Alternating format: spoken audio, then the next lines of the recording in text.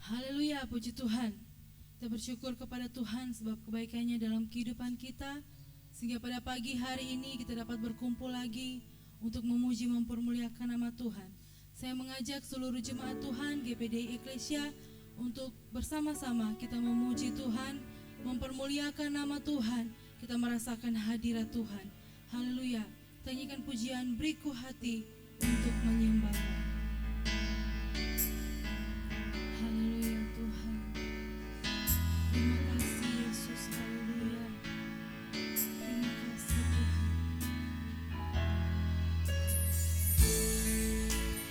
Beriku hati untuk menyembahmu.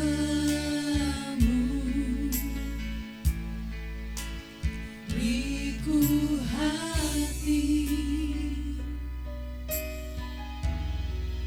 untuk mengasihimu.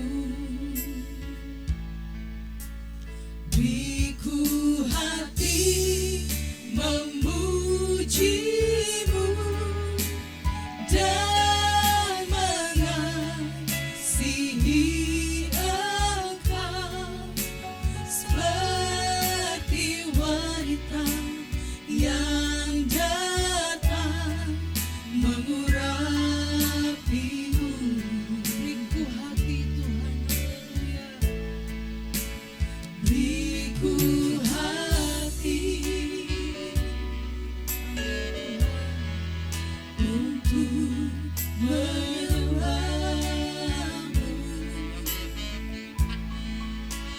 Beriku hati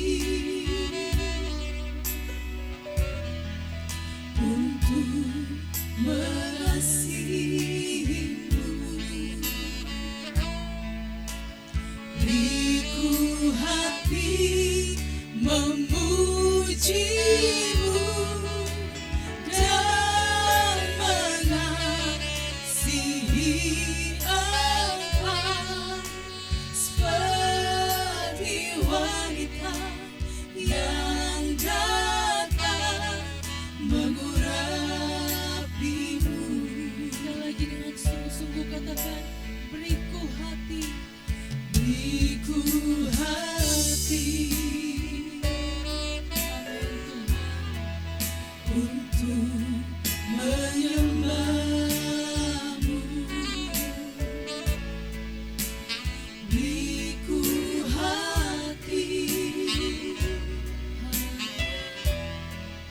untuk mengasihimu.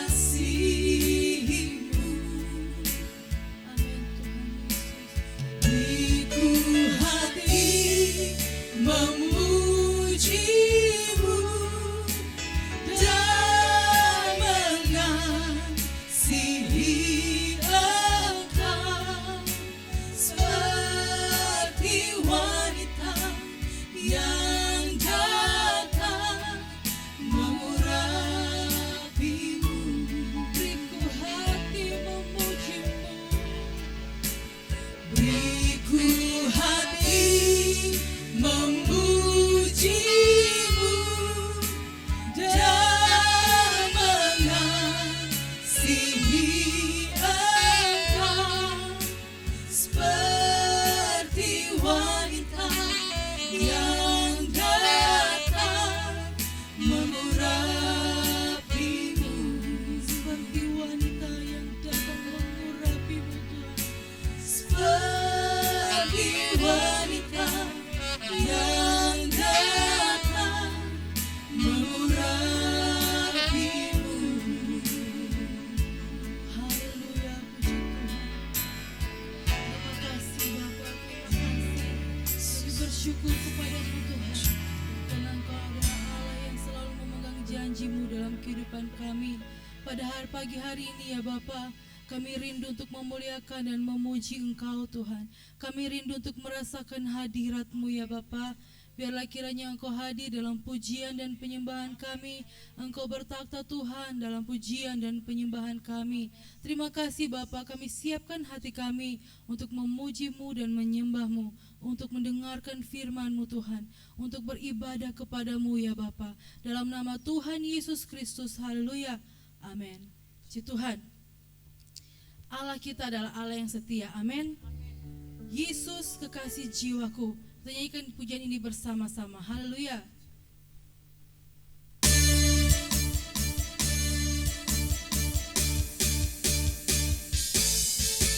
Shalalalala, shalalalala, hey. Shalalalala, shalalalala, hey. Yesus kekasih jiwaku, sungguh ku percaya padamu, karena kasih-Mu padaku, Kau tebus dosaku. Dari terbitnya matahari dan sampai terbenamnya, ku angkat lagu pujian, tinggikan nama-Mu. Dengan gendang ku puji dengan kecapi. Oh, ku bernyanyi, haleluya, Yesus kekasihku. Amin, haleluya. Yesus kekasih jiwaku, sungguh ku percaya padamu, karena kasih-Mu padaku, Kau tebus dosaku. Amin. Dari terbitnya matahari dan sampai terbenamnya, ku angkat lagu pujian, tinggikan nama-Mu. Dengan gendang ku puji dengan kecapi. Oh, ku bernyanyi, haleluya, Yesus kekasihku. Dengan gendang ku puji dengan kecapi. Oh, ku bernyanyi, haleluya, Yesus kekasihku. Sayang disayang, aku disayang Tuhan. Aku diangkat jadi anaknya, aku disayang Tuhan. Glory, glory, glory, haleluya. Glory, glory, glory, puji Tuhan. Glory, glory, glory, haleluya. Glory, glory, glory, puji Tuhan. Sayang, haleluya. Disayang, aku disayang Tuhan. Aku diangkat jadi anaknya, aku disayang Tuhan. Glory, glory, glory, haleluya. Glory, glory, glory, puji Tuhan. Glory, glory, glory, haleluya. Glory, glory, glory, puji Tuhan. Glory, glory, glory, puji Tuhan. Glory, glory, glory, puji Tuhan. Amin, haleluya. Berikan suara koar yang meriah buat Tuhan Yesus Allah kita. Amin, haleluya. Semakin hari kita semakin mencintai Yesus, amin. Sebab Dia yang terlebih dahulu mencintai kita. Kita nyanyikan pujian ini bersama-sama. Ku jatuh cinta padanya, tambah dan dalam dan tambah dan dalam lagi. Haleluya.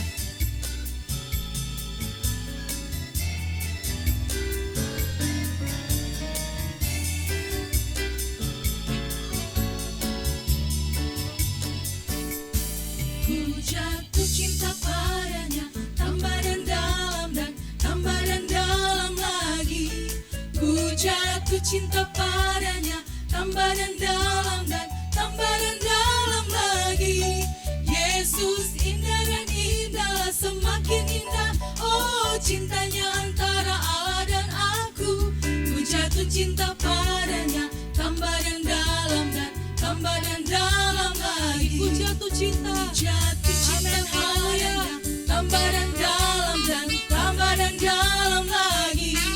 Ku jatuh cinta padanya, tambah dan dalam dan tambah dan dalam lagi.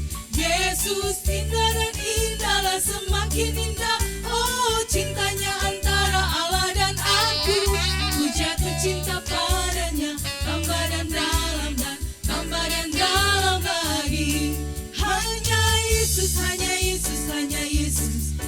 pujaanmu. Amin Tuhan. Hanya Yesus, hanya Yesus, hanya Yesus, Dia Rajaku. Hanya Yesus, hanya Yesus, hanya Yesus, hanya Yesus, Dia Allahku. Oh hanya Yesus, hanya Yesus, kekasihku. Hanya Yesus, oh hanya Yesus, hanya Yesus, hanya Yesus. Amin Tuhan. Engkau pujaan kami, haleluya. Hanya Yesus, hanya Yesus, hanya Yesus, Dia Rajaku. Engkau Raja kami. Hanya Yesus, hanya Yesus, hanya Yesus, Ya Allahku. Oh hanya Yesus, kekasihku. Haleluya. Hanya Yesus, oh hanya Yesus, kekasihku. Amin. Haleluya. Hanya Yesus, kekasihku. Amin. Haleluya. Terima kasih Tuhan. Engkau adalah kekasih jiwa kami. Haleluya. Terima kasih Tuhan. Terima kasih Tuhan. Engkau adalah kekasih jiwa kami Tuhan. Itu sebabnya kami tetap cinta Tuhan. Nyanyikan pujian ini bersama-sama. Ku tetap cinta. Mari kita ekspresikan rasa cinta kita kepada Tuhan lewat pujian ini. Haleluya, puji Tuhan. Terima kasih Tuhan. Kami tetap mencintai-Mu sebab Engkau terlebih dahulu mengajarkan kami apa arti mencintai-Mu Tuhan. Terima kasih. Ku tetap cinta. Ku tetap cinta. Walau badai datang menerpa, ku tetap cinta. Ku tetap setia. Ku tetap setia. Haleluya Tuhan.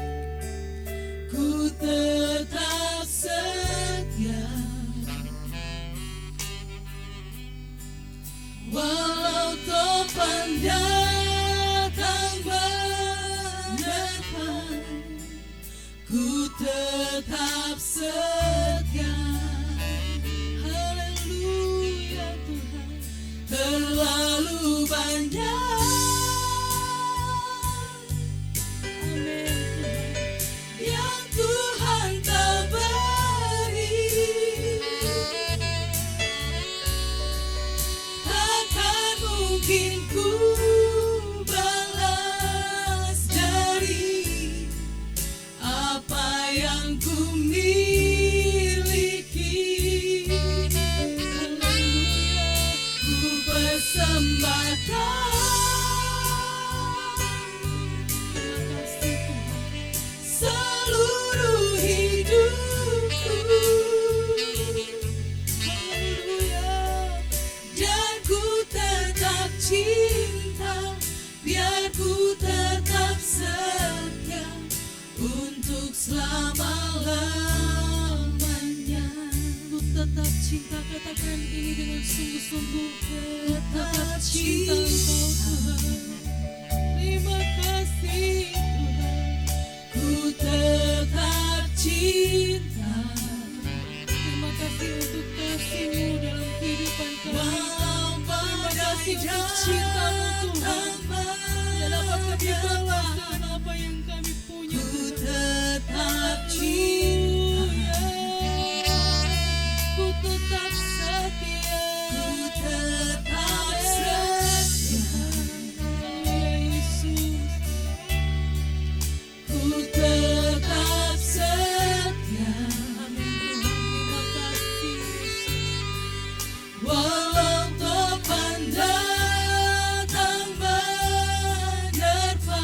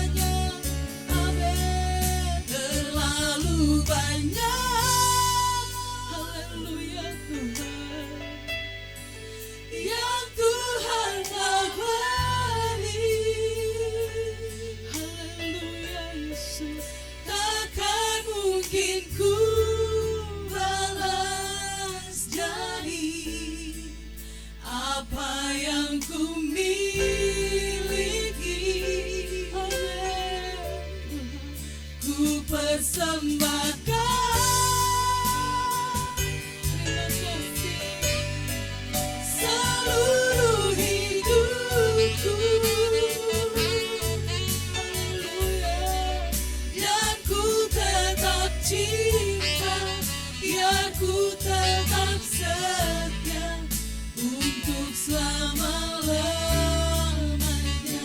Dan ku tetap cinta, dan ku tetap cinta, biar ku tetap setia untuk selama-lamanya. Dengan lembut katakan, dan ku tetap cinta, biar ku tetap setia untuk selama-lamanya. Terima kasih Tuhan. Dalam kasih Kristus, saya mengundang Ibu Gembala untuk berdoa buat firman Tuhan.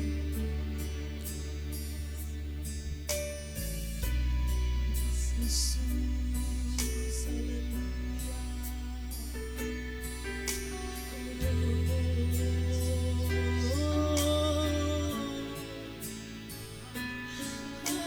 haleluya.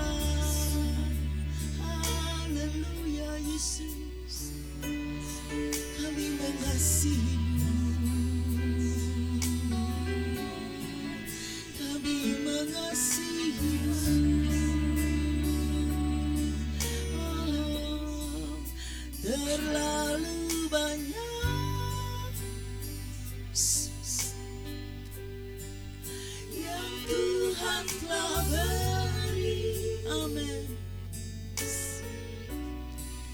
Takkan mungkin ku balas dari apa yang ku miliki. Oh, ku persembahkan, haleluya, seluruh hidupku. Dan ku tetap cinta, biar ku tetap setia untuk selama-lamanya. Dan ku tetap cinta, haleluya. Dan ku tetap cinta, biar ku tetap setia untuk selama-lamanya. Terima kasih Bapa. Terima kasih Tuhan Yesus. Terima kasih Roh Kudus.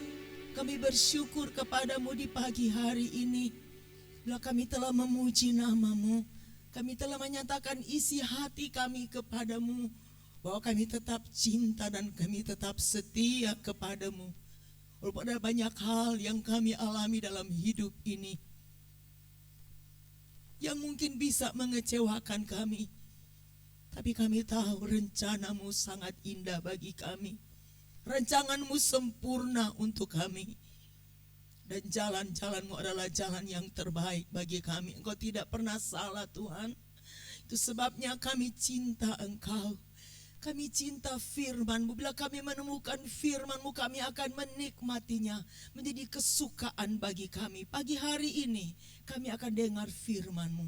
Kami siap buka hati kami. Engkau beri kami roh perhatian yang khusus bagi firman-Mu, yang menjadi kekuatan dan jawaban dalam hidup kami. Kami serahkan apa firman-Mu ke dalam tangan Tuhan. Ada di dalam urapan, ada di dalam hikmat Tuhan.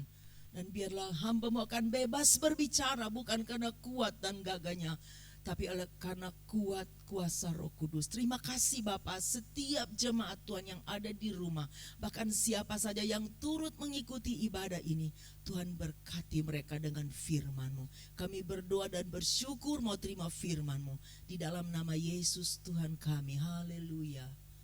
Amin. Segala puji bagi Tuhan yang mempertemukan kita lagi pagi hari ini dalam ibadah bersama, walaupun masih kita lakukan secara online. Mudah-mudahan beberapa waktu ke depan kita akan dapat beribadah lagi secara bersama. di ruang gereja yang kita miliki. Kita berdoa bersama supaya situasi akan lebih jauh mendukung kita. Puji Tuhan. Pagi hari ini saya ingin berbicara tentang hubungan. Di dunia ini, hubungan ini penting. Apakah antara seorang dengan yang lain, hubungan ini penting. Antara bangsa pun, satu negara dengan negara yang lain harus memiliki hubungan. Dan kalau hubungan itu terganggu, maka seluruh sendi kehidupan kita manusia akan terpengaruh olehnya. Kalau hubungan kita baik dengan seseorang, maka kita akan menikmati suasana hidup yang lebih nyaman. Untuk itu malam ini saya ingin bicara tentang hubungan tersebut. Sebab pada mulanya Allah menciptakan manusia. Kita lihat bahwa Allah ingin membangun hubungan dengan manusia itu. Dengan jalan menempatkan manusia itu di sebuah taman yang indah, yang disebut Taman Eden atau Taman Firdaus, yang seluruh kebutuhan manusia pada waktu itu Tuhan sudah persiapkan. Dan hanya karena dosa, maka hubungan itu menjadi rusak. Kita lihat sebuah gambaran bahwa hubungan manusia dengan Tuhan tatkala belum ada dosa, seperti tergambar di dalam Kejadian pasal 3 ayat yang ke-8. Kejadian pasal 3 ayat yang ke-8. Ketika mereka mendengar bunyi langkah Tuhan Allah yang berjalan-jalan dalam taman itu pada waktu hari sejuk, bersembunyilah manusia dan istrinya itu terhadap Tuhan Allah di antara pohon-pohonan dalam taman. Dalam ayat ini tergambar sebelumnya manusia harus bersembunyi dari hadirat Tuhan. Mereka sudah sangat mengenal cara Tuhan mengunjungi mereka di taman itu dalam waktu hari yang sejuk, dan langkah-langkah Tuhan mereka sudah sangat mengenalnya. Berarti hubungan ini sudah terjalin lama. Tapi hanya karena dosa, maka hubungan manusia itu terputus dengan Tuhan. Dan ternyata dalam kisah ini di Taman Eden, membuat manusia berupaya melarikan diri dari hadirat Allah. Tidak sanggup dan tidak mampu lagi bertemu dengan Tuhan. Tapi Allah yang adalah penuh kasih, Allah adalah kasih. Dia mencari dan memanggil Adam dan Hawa yang sudah berdosa. Lalu Tuhan membuat sebuah cara untuk kembali manusia bisa berhubungan dengan Tuhan, walaupun hanya secara profetik atau secara nubuatan. Ialah Tuhan mengganti pakaian manusia yang dibuat dari daun pokok ara, diganti dengan kulit binatang, yang tentunya binatang itu menumpahkan darah. Dan ini bicara mengenai pengorbanan Yesus. Jadi hubungan dapat terbangun kembali.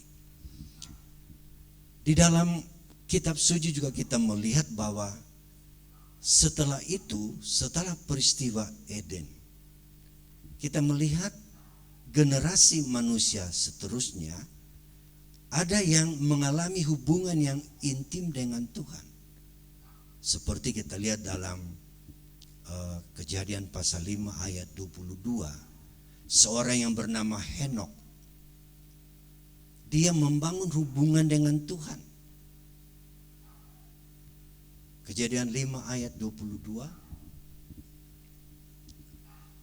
Dan Henok hidup bergaul dengan Allah selama 300 tahun lagi. Setelah ia memperanakan Metusala, dan ia memperanakan anak lelaki dan perempuan. 23. Jadi Henok mencapai umur 365 tahun. 24. Dan Henokh hidup bergaul dengan Allah. Lalu ia tidak ada lagi sebab ia telah diangkat oleh Allah. Pergaulan Henokh dengan Tuhan 300 tahun. Satu durasi waktu yang tidak pendek. 300 tahun bergaul. Artinya memiliki hubungan yang intim. Sehingga dia diangkat hidup-hidup ke sorga. Kemudian dalam Kejadian 6 ayat 9 kita lihat ada seorang tokoh Alkitab lagi yang hidup bergaul dengan Allah. Inilah riwayat Nuh. Nuh adalah seorang yang benar dan tidak bercelah di antara orang-orang sesamanya. Dan Nuh itu hidup bergaul dengan Allah. Nuh juga adalah seorang yang bergaul intim, mempunyai hubungan yang akrab dengan Tuhan. Dan Nuh bersama istri dan anak-anak dan anak mantunya terselamatkan lewat penghukuman Allah dengan air bah. Itulah sebabnya saudara-saudara, kita pun seharusnya terus membangun hubungan dengan Allah. Kita lihat memang manusia punya hubungan dengan Allah itu terputus karena dosa.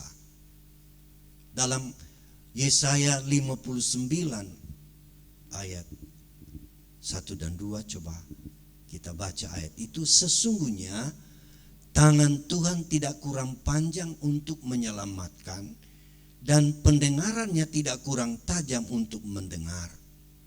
Tetapi yang merupakan pemisah antara kamu dan Allahmu ialah segala kejahatanmu, dan yang membuat dia menyembunyikan diri terhadap kamu sehingga ia tidak mendengar ialah segala dosamu.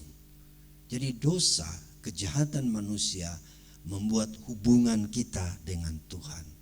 Tetapi segala puji bagi Tuhan bahwa program Allah untuk menyelamatkan manusia, hubungan kita dengan Dia terbangun kembali lewat pengorbanan Yesus di atas kayu salib. Sehingga hubungan kita kembali terbangun.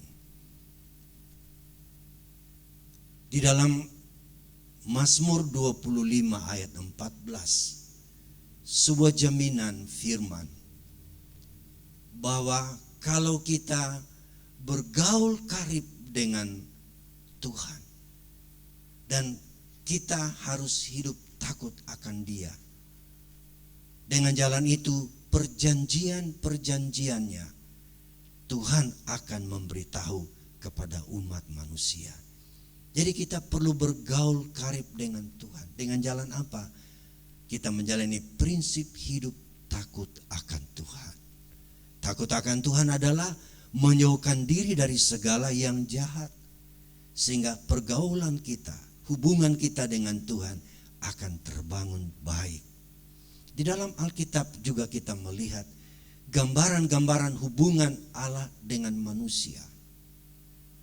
Hubungan yang bisa kita lihat seperti yang terbangun antara Musa, tokoh Alkitab yang sangat dihormati oleh bangsa Israel. Itu punya hubungan yang baik dengan Tuhan. Tergambar di dalam Bilangan pasal 12 ayat 6 dan 7. Bilangan 12 ayat 6 dan 7. Lalu berfirmanlah ia, dengarlah firmanku ini. Jika di antara kamu ada seorang nabi, maka aku Tuhan menyatakan diriku kepadanya dalam penglihatan, atau aku berbicara dengan dia di dalam mimpi. Bukan demikian hambaku Musa, seorang yang setia dalam segenap rumahku. Dalam cerita ini ada 3 bersaudara yang tentu kita tahu bahwa ada Harun, ada Miriam, ada Musa. Ketiga-tiga kakak beradik ini dipakai Tuhan dalam memimpin bangsa Israel keluar dari tanah Mesir.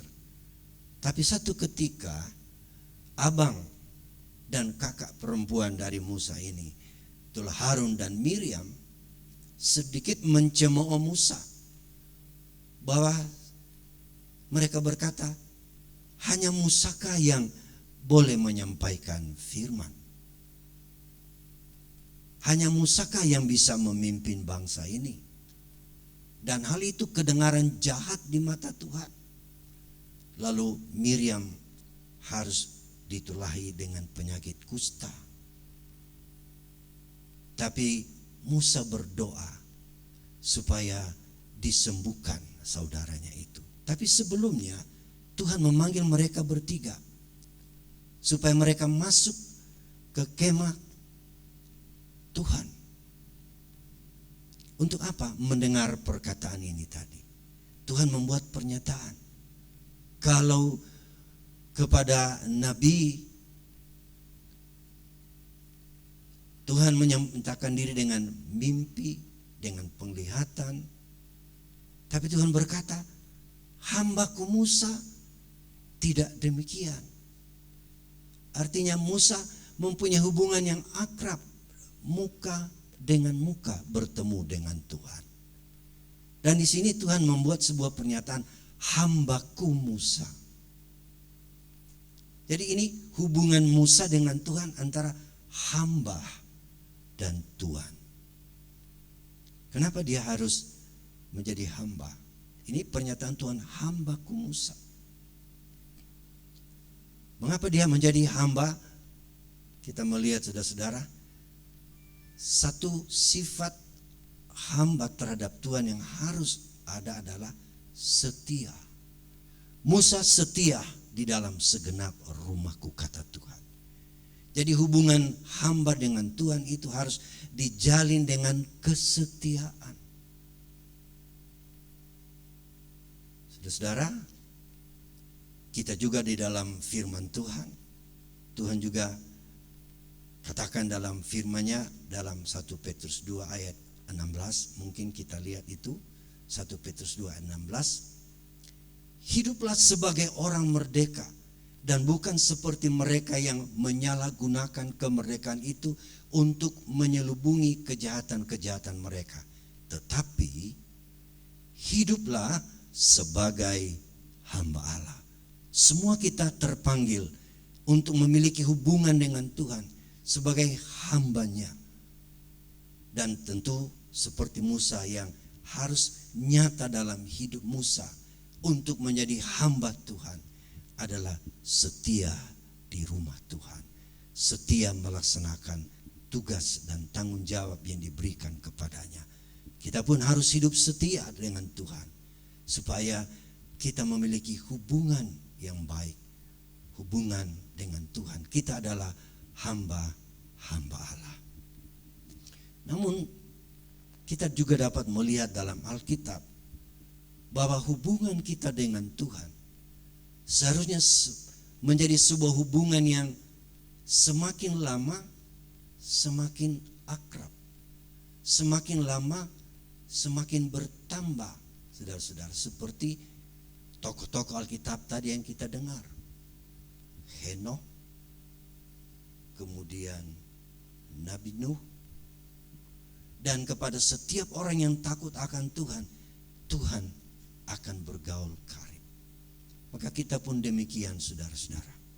Itulah sebabnya Yesus juga pernah menyampaikan kepada murid-muridnya bahwa perlulah memiliki hubungan yang baik. Kita lihat di dalam Yohanes pasal 15. Yohanes 15, mungkin mulai ayatnya yang ke-8.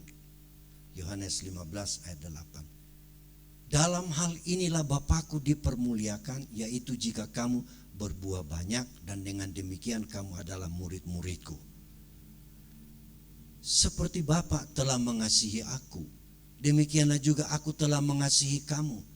Tinggallah di dalam kasihku itu. 10. Jikalau kamu menuruti perintahku, kamu akan tinggal di dalam kasihku seperti aku menuruti perintah Bapakku dan tinggal di dalam kasihnya. 11. Semuanya itu kukatakan kepadamu supaya sukacitaku ada di dalam kamu dan sukacitamu menjadi penuh. Ayat 12. Inilah perintahku, yaitu supaya kamu saling mengasihi seperti aku telah mengasihi kamu. Tadi dari ayat 8 sampai ayat 13 atau ayat 12 kita melihat Yesus menjelaskan hubungannya dengan Bapa. Hubungannya dengan Bapa di sorga, hubungan kasih. Dan Tuhan Yesus perintahkan kepada murid juga harus membangun hubungan itu. Ayat 13. Tidak ada kasih yang lebih besar daripada kasih seorang yang memberikan nyawanya untuk sahabat-sahabatnya. Jadi kita lihat ini sebuah tingkat hubungan yang lebih lagi daripada hanya sekedar hamba, yaitulah sahabat-sahabatnya. Yesus menjelaskan hubungan dia dengan Bapa dijalin dalam hubungan kasih. Dan Yesus minta kepada murid-muridnya bahwa mereka juga harus membangun hubungan dengan Tuhan dalam kasih. Supaya dengan kasih itu, saudara-saudara, hubungan dapat ditingkatkan. Karena dikatakan di sini, seorang yang penuh kasih akan memberikan nyawanya untuk sahabat-sahabat. Ayat 14. Siapakah sahabat itu? Kamu adalah sahabatku. Yesus berkata kepada murid-muridnya dan kepada orang banyak yang mendengar dia, kamu adalah sahabatku jikalau kamu berbuat apa yang kuperintahkan kepadamu. Jadi sahabat ini tingkat hubungan yang lebih akrab lagi. Sahabat. Dalam Alkitab sahabat yang terbaik itu adalah Yesus Kristus. Dia menyatakan dirinya, dia adalah sahabat kita. So kita lihat gambaran seorang sahabat yang baik. Dalam Amsal 17 ayat 17.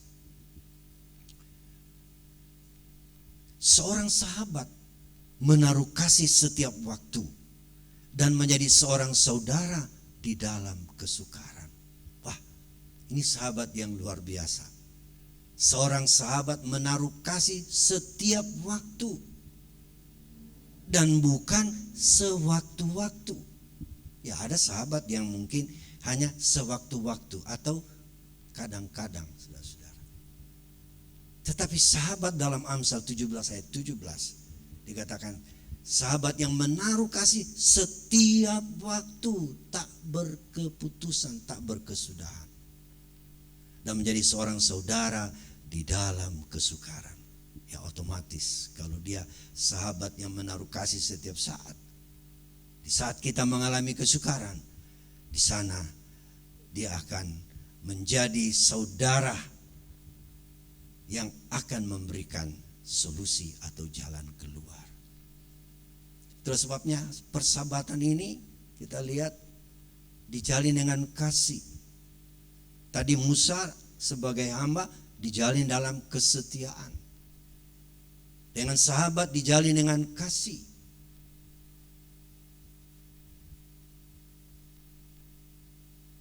Kalau tidak, kasih persahabatan itu akan rusak. Kita mundur pada Amsal 16. Amsal 16 ayat 28. Amsal 16 ayat 28. Orang yang curang menimbulkan pertengkaran. Dengan seorang pefitnah menceraikan sahabat yang karib. Jadi sifat-sifat yang merusakkan hubungan persahabatan kita harus hindari. Orang yang curang itu menimbulkan pertengkaran. Orang suka memfitnah itu menceraikan sahabat yang karib. Jadi kalau kita mau hubungan kita akrab, saudara-saudara, maka mari kita jalin itu dengan kasih. Hubungan kasih. Dalam Yakobus 4, coba kita lihat Yakobus 4 ayat 4. Hai kamu orang-orang yang tidak setia, tidakkah kamu tahu bahwa persahabatan dengan dunia adalah permusuhan dengan Allah? Jadi barang siapa hendak menjadi sahabat dunia ini, ia menjadikan dirinya musuh Allah. Jadi mari kita bangun hubungan dengan Yesus Tuhan kita sebagai sahabat. Dengan jalan percaya kepadanya sebagai Tuhan dan Juru Selamat. Kemudian menjauhkan diri, kita harus menjauhkan diri dari sifat-sifat yang tidak baik seperti dikatakan tadi dalam Amsal pasal 6 ayat 28. Dan juga dalam Yakobus 4 ayat 4. Kita jangan membangun persahabatan dengan dunia. Itu adalah merusak persahabatan kita dengan Tuhan. Jadi kita punya juga tanggung jawab untuk menjaga persahabatan kita dengan Tuhan. Kita lihat juga anjuran Yesus supaya persahabatan kita itu tetap erat dan kuat. Hubungan persahabatan itu kuat. Dalam Lukas pasal 16. Lukas 16 ayat yang ke-9. Dan aku berkata kepadamu, ikatlah persahabatan dengan mempergunakan mamon yang tidak jujur, supaya jika mamon itu tidak dapat menolong lagi, kamu diterima di dalam kemah abadi. Yesus anjurkan supaya kita mempererat persahabatan, mengikat persahabatan dengan Dia, dengan jalan mempergunakan mamon. Banyak orang berpikir bagaimana kita harus bersahabat dengan mamon. Sedangkan mamon itu dikatakan jahat. Mamon itu adalah kekayaan duniawi. Uang bendawi yang dikejar oleh umat manusia di dunia ini. Tapi di sini ayat ini berkata, bukannya kita yang bersahabat dengan mamon, tetapi persahabatan kita dengan Tuhan diikat dengan menggunakan mamon. Ya memang pekerjaan Tuhan, melayani Tuhan, cinta kita kepada Tuhan yang membutuhkan uang, membutuhkan fasilitas duniawi. Diperoleh dari mana? Dari dunia ini. Tapi itu hanya sekedar fasilitas. Sahabat kita bukan mamon, tetapi sahabat kita adalah Yesus yang setia.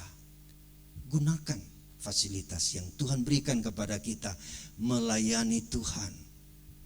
Sebab nanti satu ketika mamon tidak bisa menolong kita lagi. Dalam Amsal dikatakan, harta kekayaan tidak berguna pada hari kemurkaan. Tidak dapat menolong kita lagi. Tapi kalau kita sudah pakai untuk melayani pekerjaan Tuhan, mengikat hubungan dan persahabatan kita dengan Tuhan dalam melayani Tuhan dengan apa yang kita miliki, dikatakan kita akan diterima dalam kemah yang abadi. Itulah tentunya kerajaan sorga yang kekal untuk selama-lamanya. Puji Tuhan. Jadi perlu kita membangun hubungan dalam persahabatan dengan Tuhan.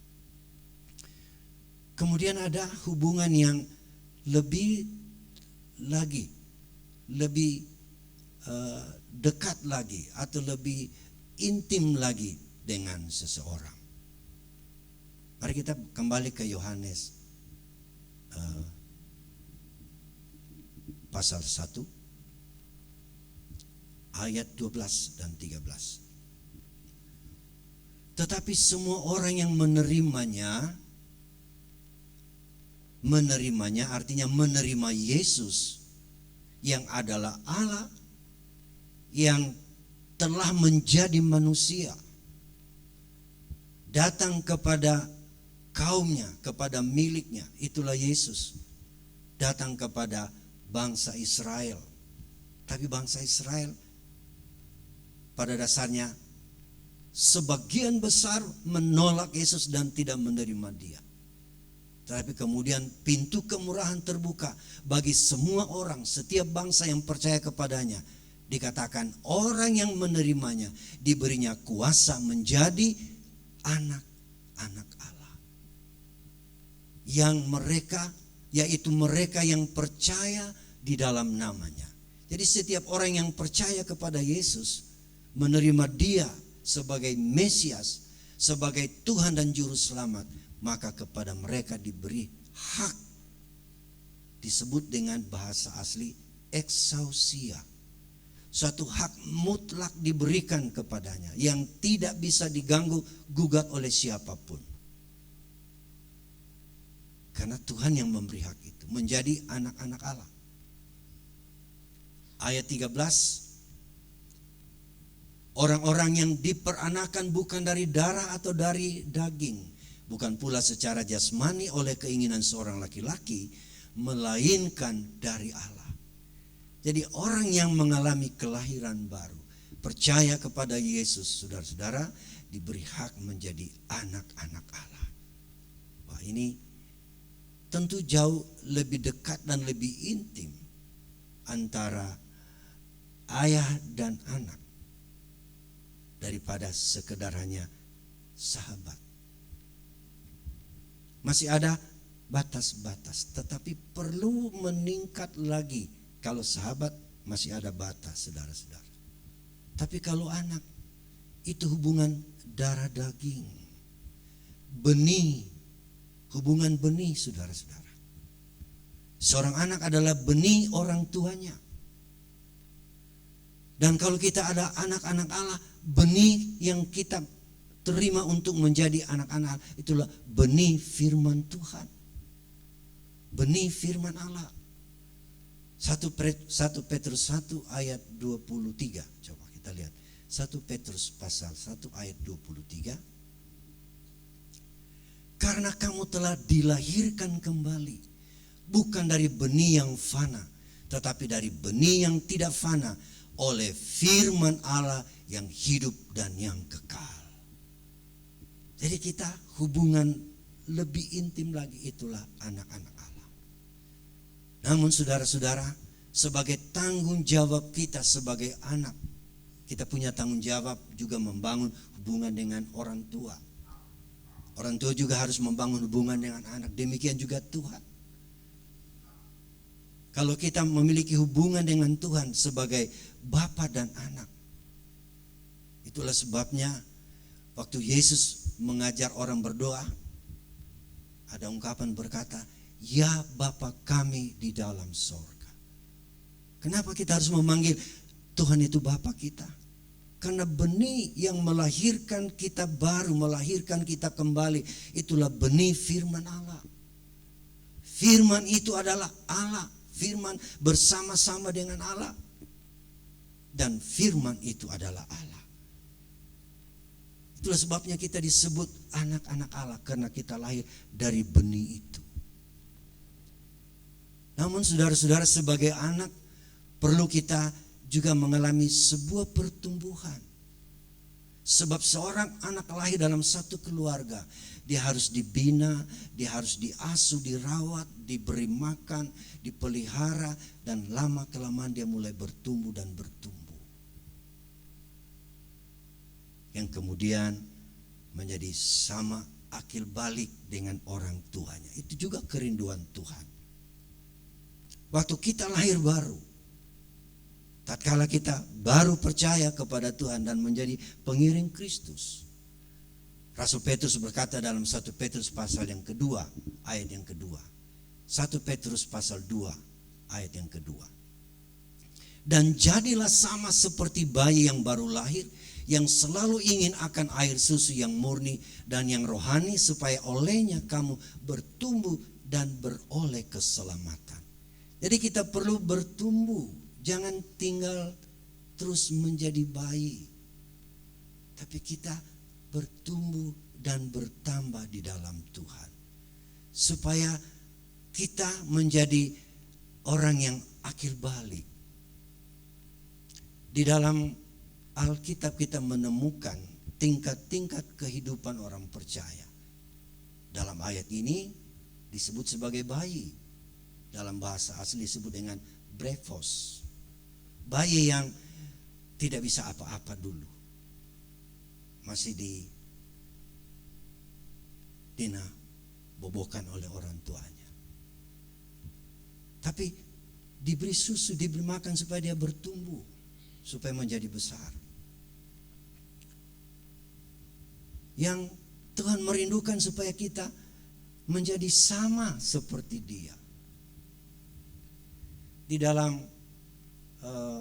Roma pasal 8. Roma pasal 8. Kita lihat ayat yang ke-19. Ayat yang ke-19. Sebab dengan sangat rindu seluruh makhluk menantikan saat anak-anak Allah dinyatakan. Jadi anak-anak Allah dinyatakan. Yang dirindukan anak-anak Allah yang nyata itu sebagaimana ditulis dalam ayat 29. Coba Roma 8 ayat 29. Sebab semua orang yang dipilihnya dari semula, mereka juga ditentukannya dari semula untuk menjadi serupa dengan gambaran anaknya, supaya anaknya itu menjadi yang sulung di antara banyak saudara. Jadi anak-anak Allah, orang percaya yang memanggil Allah di surga sebagai Bapanya, hubungan yang intim sebagai seorang ayah dan anak. Dikatakan di sini direncanakan oleh Bapa di sorga supaya kelak kita akan sama, segambar, serupa dengan anaknya, itulah Yesus. Yesus yang adalah firman menjadi manusia. Dia tetap Allah, tapi waktu dia menjadi manusia, dia lahir sebagai manusia biasa, 100% manusia. Jadi bayi, dicatat dalam Alkitab, harus memenuhi persyaratan seorang bayi lahir di kalangan bangsa Israel. Hari ke-8 disunat. Kemudian kalau kita baca, semakin lama Yesus semakin besar, disenangi semua orang. Dan ternyata pada usia 12 tahun dia ada dalam rumah Tuhan. Dia boleh berdebat dengan orang-orang ahli Taurat, saudara-saudara. Dia bertumbuh dan berkembang. Dan kemudian pada umur 30 tahun dia dibaptis di Sungai Yordan. Dan dia dipenuhkan dengan Roh Kudus. Dia diurapi dengan Roh Kudus. Dia menjadi Mesias dan mulai menjalankan tugas pelayanannya. Yesus gambaran yang juga harus kita capai. Dikatakan di sini gambaran anaknya. Kita harus sama seperti Dia. Kemanusiaan kita, saudara-saudara. Saudara-saudara yang sudah lahir baru ini dibentuk supaya kita menjadi anak-anak Allah yang nyata. Anak-anak Allah yang dewasa. Yesus mulai melayani umur 30 tahun. Sudah dewasa, saudara-saudara. Sehingga pada waktu dia dibaptis di Sungai Yordan oleh Yohanes Pembaptis, setelah dia keluar dari air, Roh Kudus turun berlembaga burung merpati, dan kemudian ada suara yang mengatakan, inilah anakku yang kukasihi, kepadanya aku berkenan. Oh haleluya. Firman Allah kita baca di mana Tuhan ingin kita juga sama seperti Dia. Dalam Alkitab yang dewasa itu disebut dengan kata huios, itu dewasa. Dan kata anak yang dipakai dalam Matius 3 mungkin ayat 18 ayat 17 di mana suara itu berkata, coba kita lihat waktu Yesus dibaptis ayat 17, lalu terdengarlah suara dari sorga yang mengatakan, inilah anakku. Kata anakku kalau kita lihat dalam Alkitab interlinear perjanjian baru dengan bahasa Yunani, kita melihat disebut dengan kata huios. artinya dewasa. Jadi kita sebagai anak-anak Allah yang mempunyai hubungan dengan Bapa di sorga, tanggung jawab kita harus bertumbuh untuk mencapai rencana Allah serupa dengan Yesus Kristus, segambar dengan Dia. Artinya kita sekarakter dengan Kristus. Ini yang harus kita alami, saudara-saudara, dari hari ke hari, supaya kita dewasa di dalam Tuhan, memiliki hubungan antara Bapa dengan anak. Kemudian ada hubungan yang lebih tinggi lagi atau lebih berkembang lagi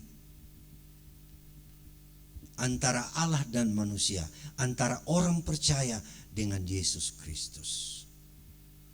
Rasul Paulus berkata di dalam 2 Korintus pasalnya yang ke-11. Kita lihat itu 2 Korintus 11 ayatnya yang kedua. Sebab aku cemburu kepada kamu dengan cemburu ilahi, karena aku telah mempertunangkan kamu kepada satu laki-laki untuk membawa kamu sebagai perawan suci kepada Kristus. Paulus dalam menjalankan pelayanannya, dia berkata kepada orang-orang Korintus bahwa dia sedang membangun suatu hubungan antara gereja atau orang percaya dengan Yesus. Aku telah mempertunangkan kamu kepada satu laki-laki, membawa kamu sebagai perawan suci kepada Kristus. Jadi perawan itulah gereja Tuhan. Seorang laki-laki yang suci tentu adalah Yesus Kristus. Jadi kita harus mempunyai hubungan. Seorang yang membangun hubungan dengan orang yang dia kasihi, dia cintai, seorang pria membangun hubungan dengan seorang wanita, itu punya tujuan. Tujuannya adalah perkawinan.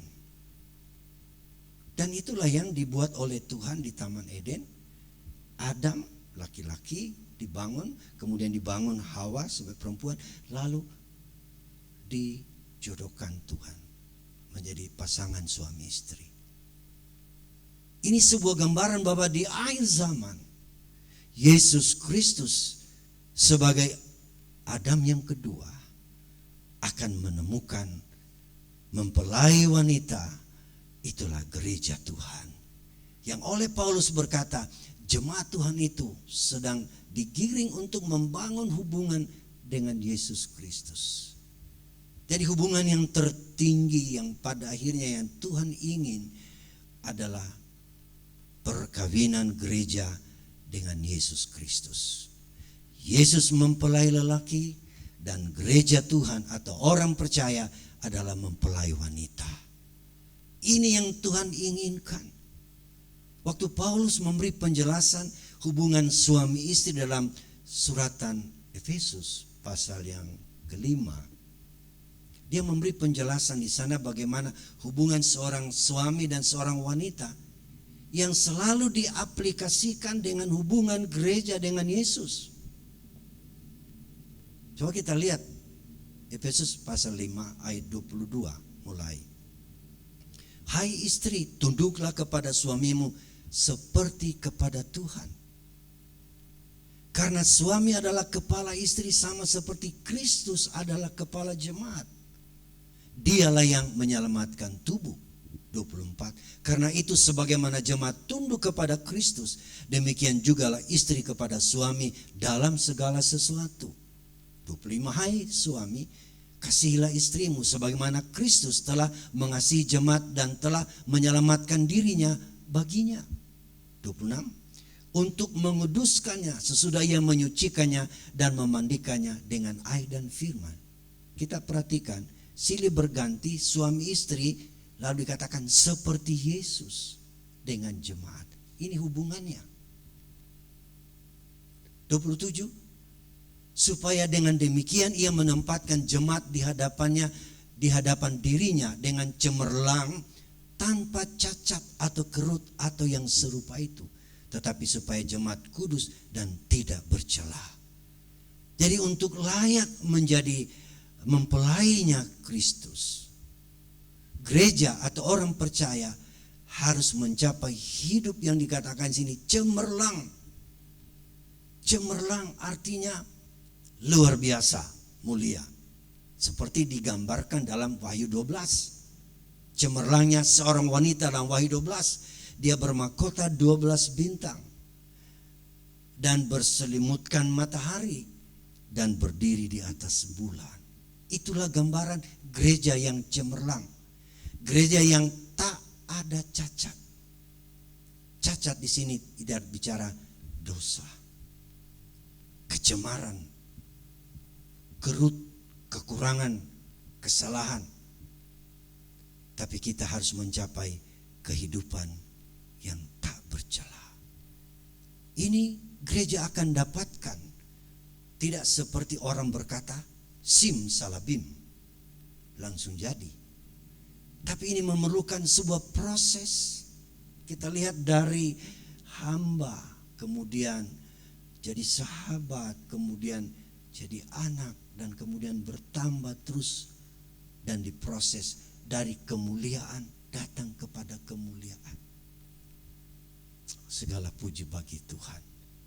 Paulus melihat hal ini ada di akhir zaman ini. Dia melihat dari permulaan zaman akhir ini, saudara-saudara. Dia hidup kira-kira tahun 50-an, 60-an. Dan dia melihat hal ini akan terjadi, sehingga dia berkata, jauh di sana akan terjadi hubungan orang percaya, hubungan gereja Tuhan dengan Yesus Kristus bagaikan seorang mempelai lelaki dan mempelai wanita. Itulah sebabnya dia berkata, aku cemburu ilahi. Wah, sekiranya dia bisa hidup di zaman kita, tentunya seperti itu. Itulah sebabnya sebagai orang percaya, mari kita lihat momentum hidup kita sekarang ini. Perlu kita perhatikan dan bina hubungan kita dengan Tuhan.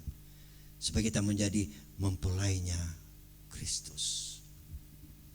Haleluya. Segala puji bagi Tuhan. Bagaimana dengan Tuhan?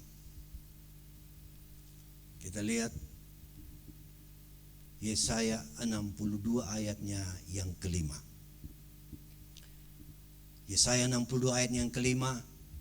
Sebab seperti seorang muda belia menjadi suami seorang anak dara, demikianlah dia yang membangun engkau akan menjadi suamimu. Dan seperti girang hatinya seorang mempelai melihat pengantin perempuan, demikianlah Allahmu akan girang hati atasmu. Allah juga mempunyai kerinduan yang sama, supaya dia melihat pengantinnya itu siap. Itulah gereja Tuhan.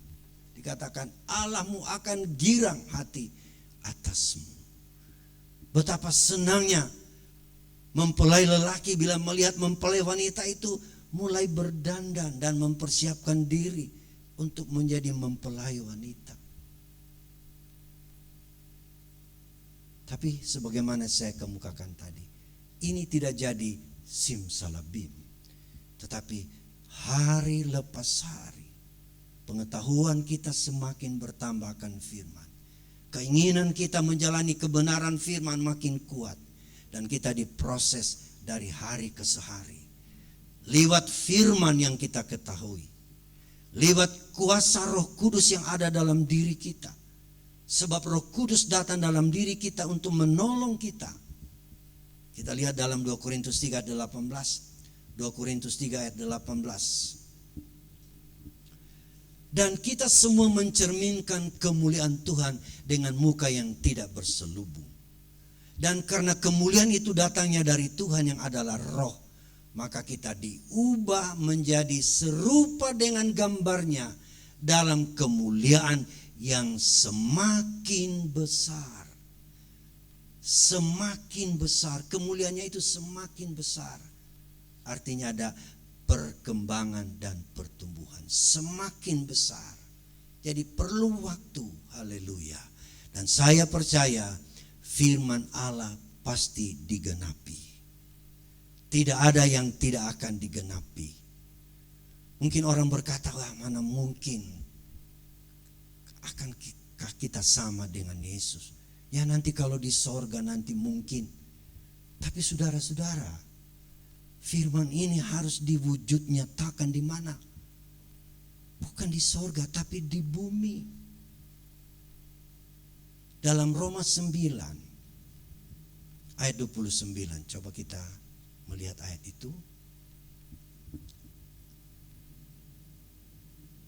Atau 22, saya lihat Roma 9. Roma 9, saya ingat ayat itu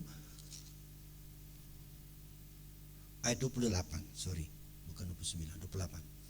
Sebab apa yang telah difirmankannya, apa yang difirmankan Tuhan, seperti yang saya sampaikan dari awal tadi, apa yang difirmankannya akan dilakukan Tuhan di mana?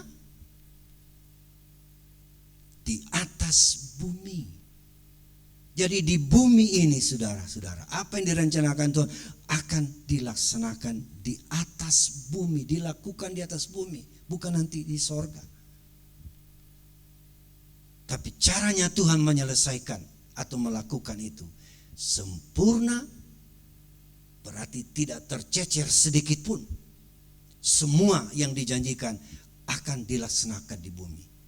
Dan waktunya adalah segera, artinya tidak menunda-nunda waktu. Waktunya Tuhan tepat akan terjadi. Satu ketika gereja Tuhan sebagai mempelai yang siap menjemput kedatangan mempelai laki-laki, itulah Yesus Kristus. Tadi dalam Yesaya 60 ayat 5, Tuhan bergirang melihat mempelainya yang bersiap. Tapi bagaimana gereja? Sudah siap Pak? Seharusnya. Sebagai ayat yang terakhir, Wahyu 19 ayat 7. Wahyu 19 ayat 7. Marilah kita bersukacita dan bersorak-sorai dan memuliakan Dia, karena hari perkawinan anak domba telah tiba. Karena apa? Dan pengantinnya telah siap sedia. Haleluya. Semoga kita semua memahami kebenaran ini. Mari kita terus membangun hubungan kita dengan Dia. Di setiap saat, di setiap ketika, apapun situasi dan keadaannya. Memang iblis berupaya melentang, menghalangi. Tapi mari kita membangun hubungan dengan Dia, dengan cinta kita kepada Tuhan. Untuk itu saya akan ajak kita menyanyikan lagu saudara-saudara yang sudah dinyanyikan tadi. Mari kita nyanyikan bersama, beriku hati untuk menyembahmu. Kita menyembah kepada Tuhan adalah kekasih jiwa kita. Puji Tuhan.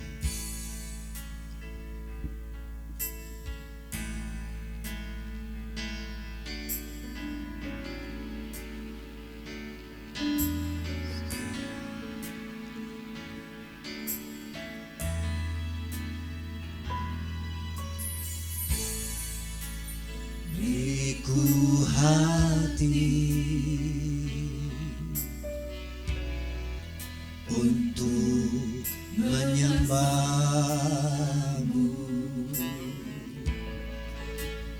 Beriku hati untuk mengasihimu. Beriku hati memujimu dan mengasihi Engkau seperti wanita yang datang mengurapimu. Kita sejenak diam, Kita berikan waktu untuk musik memuji Tuhan.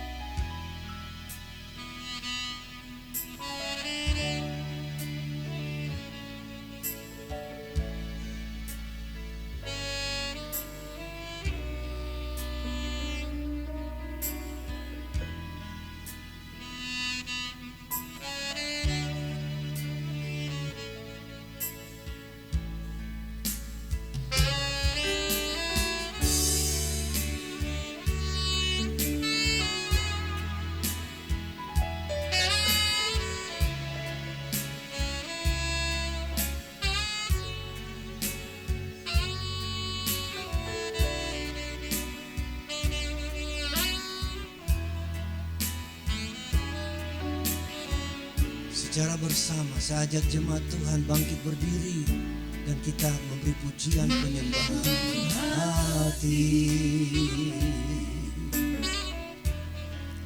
untuk menyembahmu.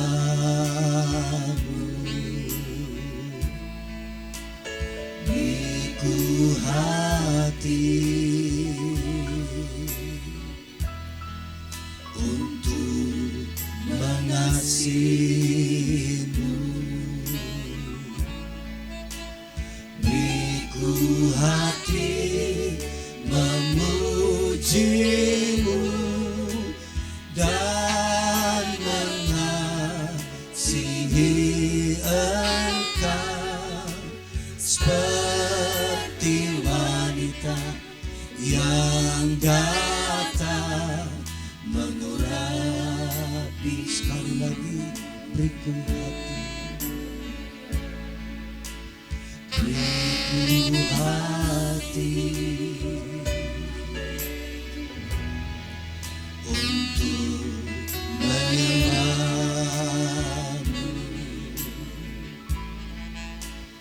beriku hati untuk mengasihimu. Puji Tuhan, puji Tuhan. Beriku hati memujimu dan mengasihi Engkau seperti wanita yang datang mengurapi, seperti wanita yang datang mengurapi, seperti wanita yang datang mengurapimu.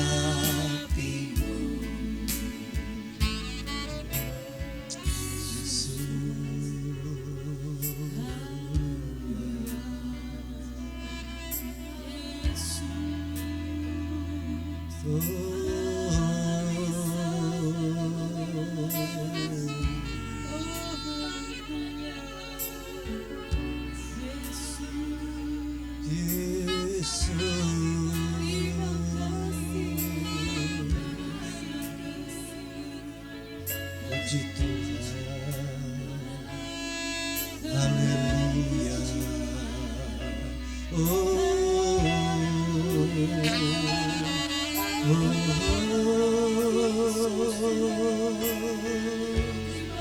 Kami sembahkan Tuhan,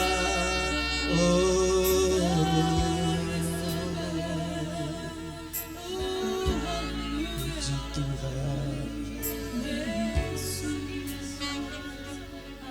Terima kasih Tuhan.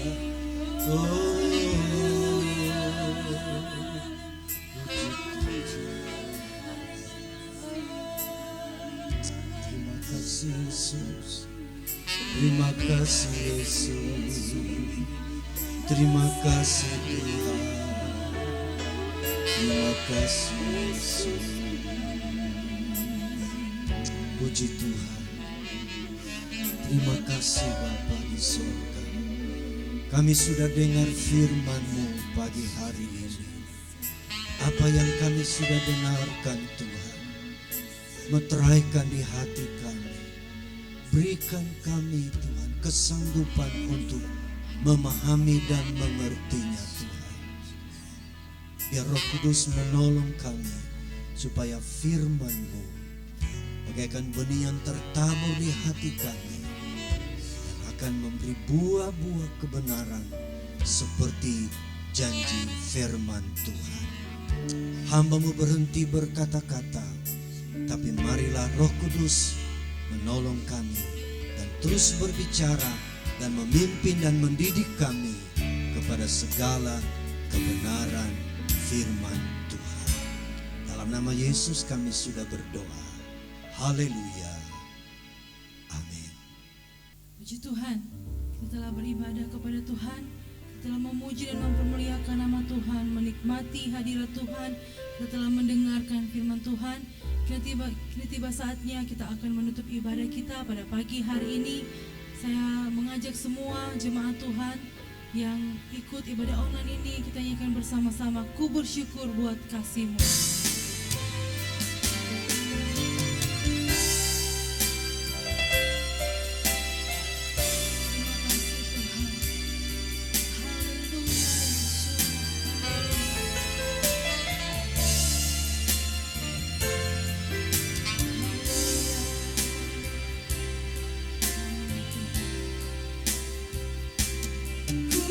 Bersyukur buat kasih-Mu yang tak pernah berubah. Ku bersyukur buat kebaikan-Mu sekarang dan selama-lamanya. Ku bersyukur, kita serahkan kepada Bapak Gembala untuk ibadah.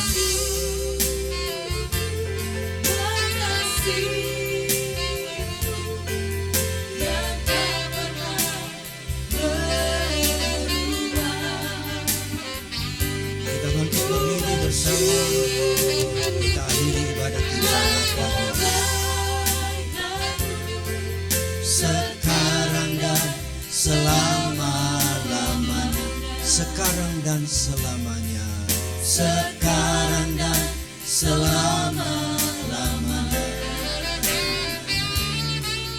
Sekarang dan selama-lamanya.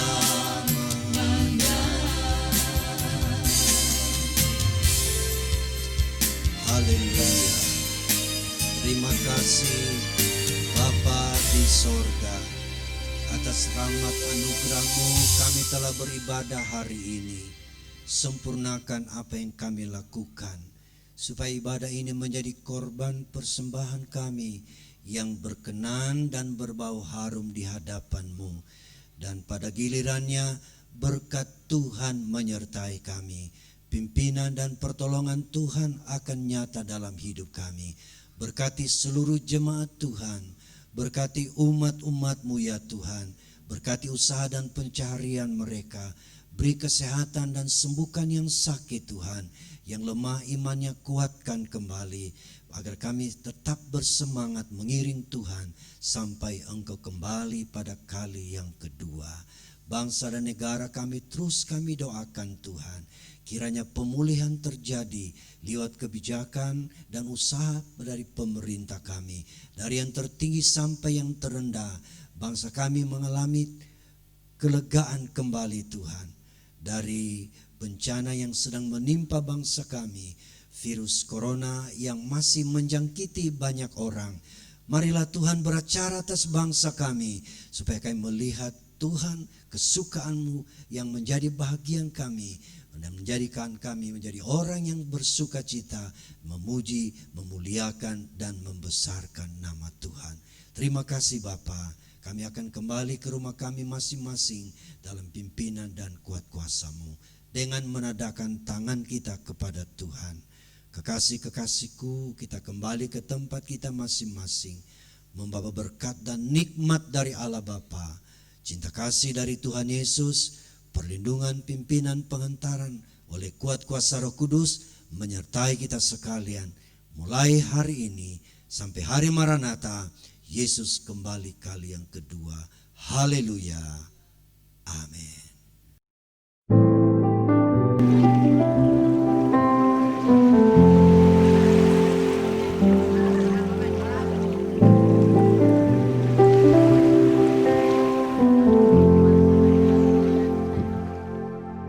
When my mind is like a battlefield and my heart is overcome by fear, and hope seems like a ship that lost at sea. My enemies on every side, and I'm tempted to run and hide. Your gentle whisper reaches out to me.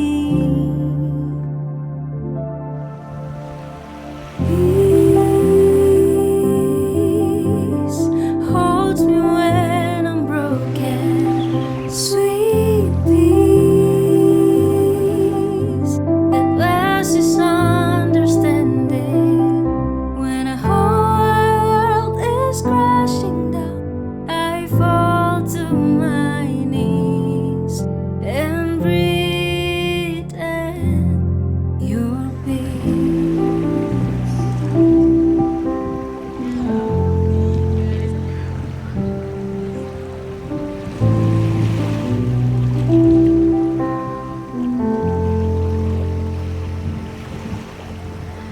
Fairy arrows whistling, the terror of the night sets in, but I can feel your angels all around.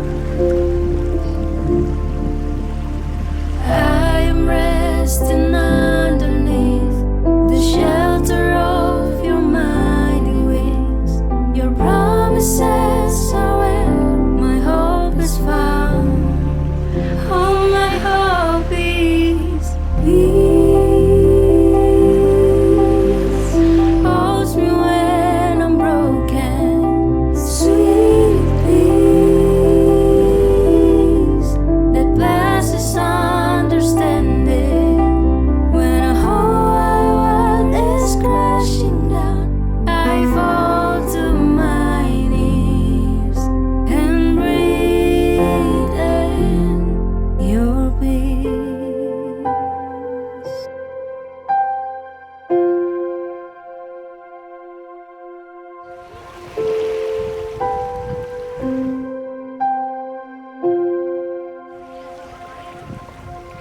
I remember who you are. You're the God who's never far. So I will not be afraid. God, you always keep me safe in your arms. I remember who you are. You're the God who's never far. So I will not be afraid. God, you always keep me safe. You give me peace. Holds me when I'm broken. Sweet peace that passes understanding. When a whole wide world is crashing down, I fall to my knees and breathe in. I breathe you in. Take a deep breath and be still and know